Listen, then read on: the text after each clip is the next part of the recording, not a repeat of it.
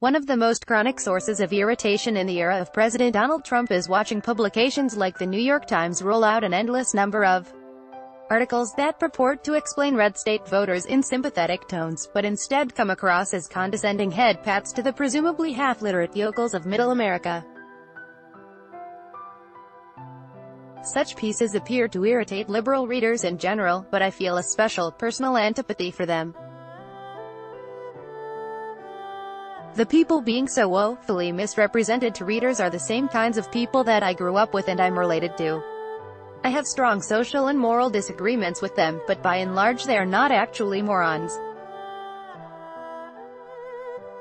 The latest installment of this ongoing New York Times project of hick-gawking disguised as compassion comes from Matthew Schmitz, a senior editor at the Christian right magazine First Things. In a piece entitled, "Trump's Purple Family Values," Schmitz claims to explain why red state Americans, whom he presents as uniformly working class, while only college-educated elites, live in New York, support Trump despite his chronic adultery and multiple marriages. They themselves have messy lives, Schmitz writes, and can relate to him, unlike both liberal and conservative elites who, he believes, share an upper-class stress on respectability and a strong taboo against out-of-wedlock birth. Schmitz then pushes the argument further. A third model can be found among working-class whites, blacks and Hispanics. Let's call it purple. In these families, bonds between mothers and children are prized above those between couples. Unstable relationships are the norm, and fathers quickly end up out of the picture.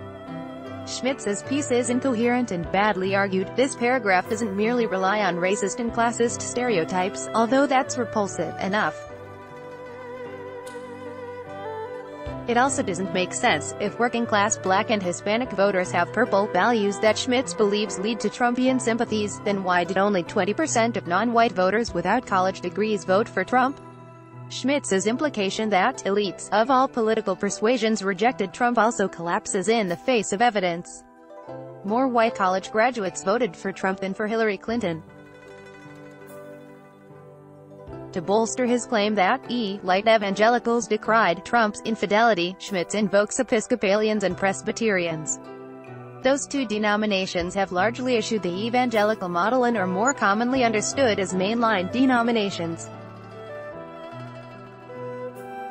Both churches, for instance, have infant baptism, in contrast with the born-again model more common to evangelical churches. In reality, prominent evangelical leaders like James Dobson and Jerry Falwell, along with roughly 80% of evangelical voters, vigorously supported Trump. Instead of denouncing Trump's infidelity, evangelical leaders like Tony Perkins have suggested Trump deserved a mulligan, or claimed, as Dobson did, that Trump is a baby Christian, and that this recent conversion, the actual date or details of which remain unknown, conveniently wipes out his ample career of sin. Schmitz's piece notes one important fact: red states have higher rates of out-of-wedlock births, teen births, and divorces than the rest of the country.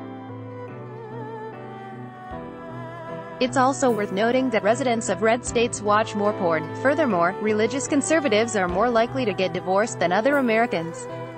One doesn't need to engage in Schmitz's pretzel logic, or pretend that places like Kansas and Arkansas are bereft of an evangelical elite, in order to understand what's going on here. The string that connects the messy lives of red staters with support for Trump is really quite simple. It's the sexism, stupid. As I noted on Twitter, the thing to understand about the right's long-term obsession with family values is that they were never meant to apply to straight men in the first place. All these sex rules are about controlling women, LGBT people and people of color. When it comes to straight white men, red America has always tacitly understood that they get a pass to do what they want. Which is why, for instance, the same people who shake their fingers at college girls for wanting birth control will rush forward to make excuses for young men accused of rape, even though the latter is not just about sex, but is also a violent crime.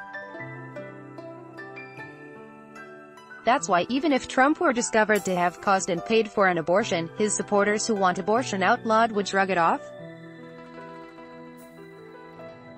The anti-abortion campaign is all about punishing women for sex, not men. I don't know whether Schmitz, who grew up in Nebraska, is playing dumb or has really fallen this out of touch.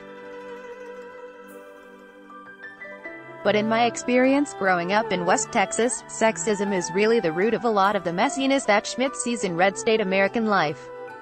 In a sexist society, women, especially young women, are discouraged from being too proactive about getting contraception, because planning to have sex is seen as slutty behavior. Plus, it can just be plain hard for teens to get it. Higher rates of unplanned pregnancy are a direct result. Refusal to plan, it turns out, doesn't mean that people are less interested in having sex when the opportunity arises. Women often don't terminate that first unintentional pregnancy, believing that abortion is something only bad girls do. But as abortion statistics make clear, women are more likely to abort subsequent unintentional pregnancies. Actually raising a baby you didn't plan for can drive home how difficult a task it is, it seems. As for why red staters get divorced more, the answer is stunningly simple: they get married more in the first place. They marry younger and marry more quickly after meeting someone, and then they are more likely to find themselves in bad marriages that need to be dissolved. Social science writers often euphemistically say that conservative communities put a higher value on marriage, but a more blunt way to put it is that such communities stigmatize not being married. For women in particular, marriage, rather than education or a career, is viewed as the entry into adulthood. Women can be made to feel that there's something wrong with them if they fail to snag a husband in a timely fashion. Lengthy cohabitation or dating will often draw pointed inquiries and metaphors about cows and milk prices. The same sexism that pushes women into hasty marriages, I suspect, puts a lot of strain on those marriages. I've seen a lot of divorce in my red state life, and while some of it was just the normal process of people drifting apart, a lot of it was due to women feeling put upon or unappreciated. There are also a lot of men who feel, Trump style, that they're entitled to cheat and then blow up their marriages when they get caught. More progressive areas accept, and often now expect, that young people will have serious relationships that don't end in marriage, often for years at a time and involving lengthy bouts of cohabitation. If those people in starter relationships were pressured into marriage as often as they are in conservative communities, the divorce rate would shoot up in blue states, too.